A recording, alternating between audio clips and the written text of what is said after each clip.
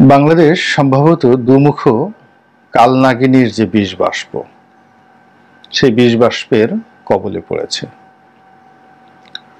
আমাদের দেশের ভিতরে এবং দেশের বাইরে এদেশের স্বাধীনতা এবং সার্বভৌমত্বকে নষ্ট করার জন্য, নস্যাৎ করার জন্য একটি যুগপৎ চক্র দীর্ঘদিন ধরে কাজ করছে। আমাদের এই গাঙ্গেয় বদ্বীপটি নিয়ে হাজার বছর ইতিহাসে বহুবার বহু চক্রান্ত হয়েছে। আমরা বেশিরভাগ সময় দিল্লির অধীন থেকেছি। এর বাইরে কখনো আফগানিস্তানের লোক এসে আমাদেরকে শাসন করে গেছে, গুজরাটের লোক এসে দেশে শাসন করে গেছে, তুরস্ক থেকে এসে লোকজন শাসন করে গেছে। এরপর ইরান, তুরান, আরব, আরো অনেক জাতিগোষ্ঠী, আর সর্বশেষে ইংরেজ এবং পাকিস্তান।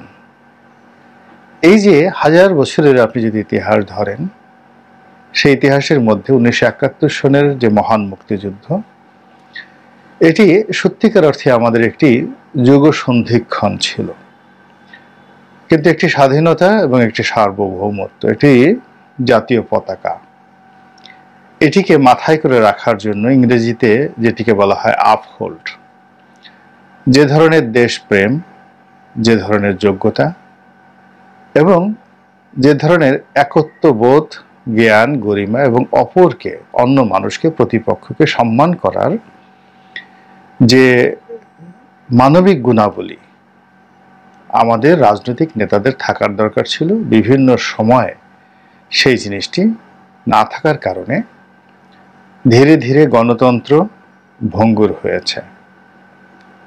দুর্নীতি দেশের সর্বস্তরে একেবারে দানা বেঁধেছে।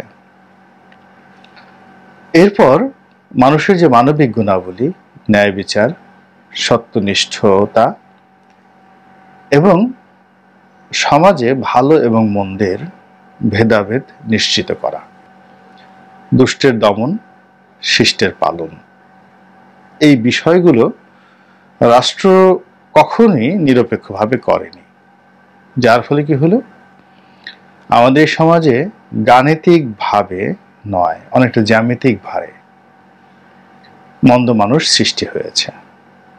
যারা পরিশ্রম না করে উপার্জন করতে চায়, পরিশ্রম না করে বড় পদ পদবিতে যেতে চায় এবং পরিশ্রম না করে কোনো ভালো কাজ না করে তারা ভালো মানুষের তকমা নিয়ে ওলি আল্লাহ গাউস কুতুবের পদে আসীন হতে চায়।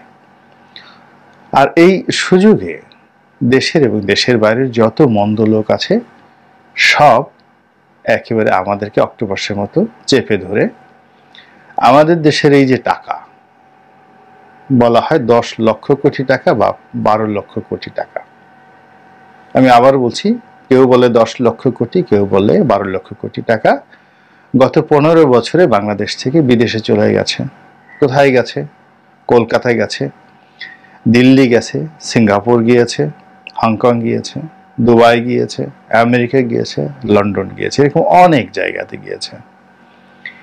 এখন ওই সকল দেশে এই যে একটা বিশাল বিনিয়োগ, আমাদের দেশে ধরুন ডাইরেক্ট এফডিএ অর্থাৎ ফরেন ইনভেস্টমেন্ট যদি 1 লক্ষ কোটি টাকা হয়, আমরা খুশিতে মরে যাই। তো সেক্ষেত্রে বাংলাদেশের 10 থেকে 12 লক্ষ কোটি টাকা বিদেশে চলে গেল এবং সেই দেশের অর্থনীতিতে যুক্ত হলো। তো সেই দেশ তো আমাদের দেশের যারা চোর তাদেরকে তো মাথায় করে রাখবে, এবং সেই ঘটনাটাই ঘটছে। এবং নিত্য নতুন চোর তৈরি করার জন্য এবং তাদের তাবেদার বানানোর জন্য এখানে একটার পর একটা রাজনৈতিক ব্যাড গেম খেলা হচ্ছে। আমাদের প্রধানমন্ত্রী পদে যিনি আছেন, তিনি কয়েকদিন আগে বলেছিলেন যে আমাদের পার্বত্য জেলা সমূহ রয়েছে, সেগুলোকে নিয়ে একটি খ্রিস্টান রাজ্য তৈরি করার চেষ্টা চালানো হচ্ছে। আমরা সবাই জানি যে রাঙামাটি, পার্বত্য চট্টগ্রাম, যেটাকে মানে খাগড়াছড়ি, একসময় বৃহত্তর পার্বত্য চট্টগ্রাম যেটা ছিল, এটি এখন 3টি জেলা হয়েছে, বান্দরবন, খাগড়াছড়ি এবং রাঙামাটি। এই 3টি জেলাকে কেন্দ্র করে আরো মায়ানমারের কিছু অংশ নিয়ে একটি পক্ষ তারা বিদেশে একটা সরকার গঠন করেছে। তাদের অনেকগুলো সশস্ত্র গ্রুপ আমাদের এই পার্বত্য অঞ্চলে সন্ত্রাস করছে এবং সেনাবাহিনীর সঙ্গে যুদ্ধ করার পায়তারা করছে। তারা পতাকা বানিয়ে নিজস্ব জাতীয় সঙ্গীত তৈরি করে বিদেশের মাটিতে অনলাইনে প্রচারণা চালাচ্ছে। অনেকদিন যাবত এই ঘটনা ঘটছে এবং পাহাড়ের যে সকল বাঙালি রয়েছে এবং স্থানীয় যারা পাহাড়ি বাসিন্দা রয়েছে তারাও কিন্তু এই জিনিসটা পছন্দ করছেন না এবং তারা এই বিষয়ে বারবার প্রতিবাদ জানানোর সত্ত্বেও আমাদের জাতীয় রাজনীতিতে কখনোই এই বিষয়টি খোলামেলাভাবে স্বীকার করা হয়নি। কিন্তু সমস্যা যখন একেবারে গভীর থেকে গভীরতর পর্যায়ে পৌঁছে গিয়েছে এবং এই সমস্যা সমাধানের জন্য যদি আমরা সেনাবাহিনীকে নিয়োগ করি এবং সর্বশক্তি নিয়োগ করি তাহলে এই সমস্যা এই মুহূর্তে আমরা সমাধান করতে পারবো বলে শতভাগ নিশ্চয়তা দেওয়া যাচ্ছে না। আপনি মায়ানমারের কথা চিন্তা করেন, সেখানে অনেকগুলো বিদ্রোহী গোষ্ঠী, তারা 10 বছর আগে এই ঠিক আমাদের পার্বত্য চট্টগ্রামের মতোই ছিল, কিন্তু এখন পুরো রাষ্ট্রটিকে, মায়ানমার রাষ্ট্রটিকে কম করে হলেও 6 থেকে 7টি ভাগে বিভক্ত করে বিভিন্ন এলাকাতে এই সকল সশস্ত্র গোষ্ঠী স্বাধীনভাবে তারা রাজত্ব করছে। আর চীনের সহযোগিতা নিয়ে মায়ানমারের যে সামরিক জান্তা সরকার একটা নির্দিষ্ট এলাকাতে তারা তাদের ক্ষমতা ঠিক রেখেছে এবং যখনই সুযোগ পাচ্ছে তারা বিভিন্ন এলাকাতে এই 2-4টা বোম ব্লাস্টিং করে, মানে বিমানে বোমা ফেলে, তারপর বিভিন্ন জায়গায় যুদ্ধজাহাজ পাঠিয়ে এই নিজেদের অস্তিত্ব বজায় রাখার চেষ্টা করছে, কিন্তু এটা বেশি দিন তারা টিকবে না। এখন আমাদের এই বাংলাদেশকে কেন্দ্র করে যেহেতু তাদের মায়ানমারের যে পার্টটি ছিল, অর্থাৎ মায়ানমারকে ছিন্ন বিচ্ছিন্ন খণ্ড বিখণ্ড করার যে পরিকল্পনা, এটি অলমোস্ট 90% তারা করে ফেলেছে। এখন বাংলাদেশের যে ভূখণ্ডগুলোকে তারা টার্গেট করেছিল সেই ভূখণ্ডকে টার্গেট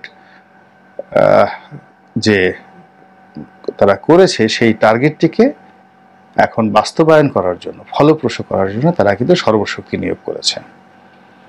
এবং আপনি আমি যা জানি, সেনাবাহিনীর যারা লোকজন আরো বেশি জানেন, ওই অঞ্চলের বাসিন্দা যারা আছেন তারাও জানেন, এবং যেহেতু প্রধানমন্ত্রী রাষ্ট্র ক্ষমতা আছেন তার কাছে এই সকল তথ্য উপাত্ত চলে আসে। তো ওরই ধারাবাহিকতায় প্রধানমন্ত্রী হয়তো বান্দরবন নিয়ে যে কথা বলেছেন এবং সেটি নিয়ে পশ্চিমা দুনিয়াতে রীতিমতো তোলপাড় শুরু হয়ে গেছে এবং তারা প্রধানমন্ত্রীকে খুব নিষ্ঠুর ভাষায় সমালোচনা করেছেন। দ্বিতীয়ত, এই অঞ্চলের বাইরে গিয়ে আমাদের দুটো সমস্যা রয়েছে। একটা হলো নাফ নদীতে আমাদের আধিপত্য, আমরা আমাদের যে অংশটুকু আমরা পাবো সেটি আমরা বিস্তার লাভ করতে পারিনি এবং আমাদের সমুদ্রে যে মহীশোপানে মায়ানমারের সাথে আমাদের যে বিরোধগুলো রয়েছে সেই বিরোধও আমরা নিষ্পত্তি করতে পারিনি।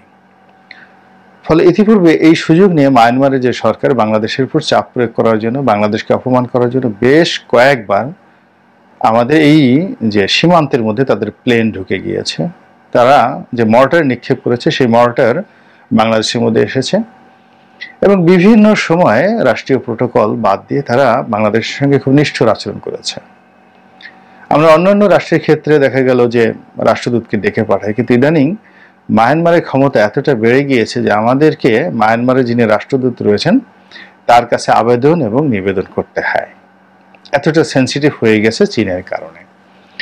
এবং আমরা সেই যে 3 পার্বত্য জেলার যে সমস্যা, সেই সমস্যার বাইরে গিয়ে আবার আমরা দেখতে পাচ্ছি যে আমাদের প্রবাল দ্বীপ সেন্ট মার্টিন, সেই সেন্ট মার্টিনের সঙ্গে টেকনাফের যে যোগাযোগ, মূল ভূখণ্ডের যে যোগাযোগ, এই যোগাযোগ বেশ কয়েকদিন যাবৎ বিচ্ছিন্ন রয়েছে। এর কারণ হলো সেখানে মায়ানমার নৌবাহিনীর যুদ্ধ জাহাজ, 2টো যুদ্ধ জাহাজ সেখানে আছে এবং আরো অনেকগুলো গানবোট, টহল বোট সেই যুদ্ধ জাহাজকে কেন্দ্র করে সেখানে পাহারা দিচ্ছে। এবং এখানে সেটা প্রশাসন হোক, আইন শৃঙ্খলা রক্ষাকারী বাহিনী হোক কিংবা সাধারণ পর্যটকের কোনো ট্রলার হোক, জাহাজ হোক, নির্বিচারে তারা গুলি চালাচ্ছে এবং প্রাণ ভয়ে আমাদের যারা লোকজন তারা সেখান থেকে পালিয়ে আসতে বাধ্য হচ্ছে। এর ফলে সেন্ট মার্টিন কার্যত এখন বিচ্ছিন্ন অবস্থায় আছে। সেখানে লোকজন তারা বাংলাদেশি বলছে, কিন্তু বাংলাদেশের সঙ্গে তাদের টেলিফোনে যোগাযোগ ছাড়া অন্য কোনো যোগাযোগ করার মতো অবস্থাতে, এবং যারা আটকা পড়েছেন পর্যটক খুবই খাদ্য এবং পানীয়ের অভাবে মানবেতর জীবনযাপন করছে। এই বিষয়টিকে মোকাবেলা করার জন্য এই মুহূর্তে যে সামরিক শক্তি দরকার, রাজনৈতিক সক্ষমতা দরকার, সেটি আমরা প্রয়োগ না করে রাজনৈতিক দলগুলোর পক্ষ থেকে, বিশেষ করে যারা ক্ষমতাসীন, যে সকল কথাবার্তা বলা হচ্ছে অমানবিক, হাস্যকর এবং পুরো স্বাধীনতা এবং সার্বভৌমত্বের উপর রীতিমতো কুঠারাঘাত। জনাব ওবায়দুল কাদের বলেছেন যে আমরা ধৈর্য ধারণ করে আছি, আমাদেরকে আক্রমণ করলে আমরা ছেড়ে দেব না। এর আগেও তারা আক্রমণ করেছিল, মর্টার নিক্ষেপ করেছিল, আমরা কিছু বলিনি, প্রধানমন্ত্রী নির্দেশ দিয়েছিলেন, আমরা তখন ধৈর্য অবলম্বন করেছি। আচ্ছা বলেন তো, এই ধরনের কথা কোনো প্রজ্ঞাবান রাজনীতিবিদদের মুখের থেকে আসতে পারে কিনা? এই ধরনের কথায় আমাদের সেনাবাহিনীর মনোবল ভেঙে যাবে, নৌবাহিনীর মনোবল ভেঙে যাবে, জনগণ হতাশ হয়ে পড়বে এবং আমাদের এই মুহূর্তে যে পুঞ্জীভূত হাজারো সমস্যাগুলো রয়েছে, সেই সমস্যাগুলো বলতে গেলে আরো বহুগুণ বেড়ে যাবে। তো কাজেই আমাদের সীমানায় কালনাগিনী সেই ফনা তুলে আছে, তার আবার দুই মুখ। সেই কালনাগিনীর দুই মুখ, এক মুখ বাংলাদেশের দিকে আর এক মুখ ভারতের দিকে। আবার এক শ্রেণী কালনাগিনী রয়েছে যাদের এক মুখ বাংলাদেশের দিকে আর এক মুখ চায়নার দিকে। অর্থাৎ ওখানে যে ব্যাড গেমগুলো খেলছে, সেই ব্যাড গেমের সঙ্গে মায়ানমারের বিদ্রোহী গোষ্ঠী জড়িত, চীন জড়িত, মায়ানমারের জান্তা সরকার জড়িত, চীন জড়িত। এটা নিয়ে একটা গ্রুপ কাজ করছে। তো এখানে বাংলাদেশ ভার্সেস মায়ানমার এবং চীন, বাংলাদেশ ভার্সেস মায়ানমার এবং মায়ানমারের বিদ্রোহী গোষ্ঠী এবং চীন। উল্টোটাও আছে। উল্টোটা হলো মায়ানমার এবং ভারত ভার্সেস বাংলাদেশ, ভারত এবং মায়ানমারের কিছু বিদ্রোহী গোষ্ঠী, বিশেষ করে এই আরাকান রাজ্যে বসবাসরত এখনো যারা রোহিঙ্গা রয়েছে, তারা ভারতের পক্ষে। এই যে বিদ্রোহী গোষ্ঠী, তারা সহ বাংলাদেশের উপর চাপ প্রয়োগ করছে। এর বাইরে পশ্চিমা শক্তি মানে আমেরিকা, জাতিসংঘ, ইউরোপ, তারা তো আছেই। তাহলে আপনি বোঝার চেষ্টা করুন যে কয় প্রকৃতির কালনাগিনী আমাদের সীমান্তে ফনা তুলে বসে আছে এবং আমাদেরকে বন্ধুত্বের কথা শুনে, বন্ধুত্বের ছল দিয়ে আমাদের এই যে সর্বনাশের পথে নিয়ে যাচ্ছে, এর থেকে বাঁচার বা রেহাই পাওয়ার জন্য যে পদ্ধতিগত বিষয় দরকার, আমরা কিন্তু সেটা এখনো শুরু করতে পারিনি। ভিডিও শেষ করব তার আগে শুধু বলছি যে যখন গণতন্ত্র থাকে না, যখন বিদেশি প্রভুদের পদলেহন করাটা, জনগণেরকে রাজি খুশি করিয়ে ভোটের মাধ্যমে জয়লাভ করার চেয়ে বিদেশি প্রভুদের পদলেহনটা যখন প্রাধান্য পায়, তখনই কিন্তু এই সকল বিদেশি কালনাগিনী তারা সীমান্তে এসে এই ছবল মারার জন্য বসে থাকে। অতীতে যতবারই আমরা বিদেশ দ্বারা আক্রান্ত হয়েছি, হাজার বছরের ইতিহাসে, সবসময় কিন্তু আমরা আমাদের কুকর্ম দ্বারা আমরা তাদেরকে ডেকে এনেছি কিংবা আমাদের পরাজয় আমরা অনিবার্য করে তুলেছি।